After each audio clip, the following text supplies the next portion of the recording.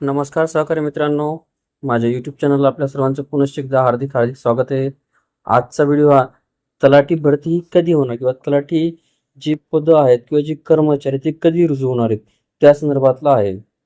तलाठी भरती प्रक्रियेत यशस्वी उमेदवारांकडून कागदपत्रांची पडताळणी तसेच प्राधान्यक्रम भरून घेतल्यानंतर नियुक्तीसाठी मात्र केंद्रीय निवडणूक आयोगाची परवानगी मिळणे अपेक्षित होते.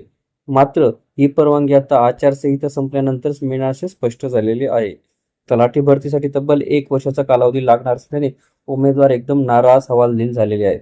दरम्यान या नव्याने नियुक्त होऊ घातलेल्या तलाठ्यांची निवडणूक प्रक्रियेसाठी मदत घेता येईल ही शक्यही आता मावळली आहे.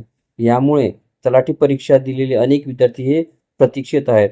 राज्यात गेल्या वर्षी जूनमध्ये 4,466 तलाठी जागा. व्हिडिओ सविस्तर बघण्यासाठी कृपया आपण डिस्क्रिप्शन बॉक्समध्ये दिलेल्या लिंकवर क्लिक करा आणि संपूर्ण व्हिडिओ पहा.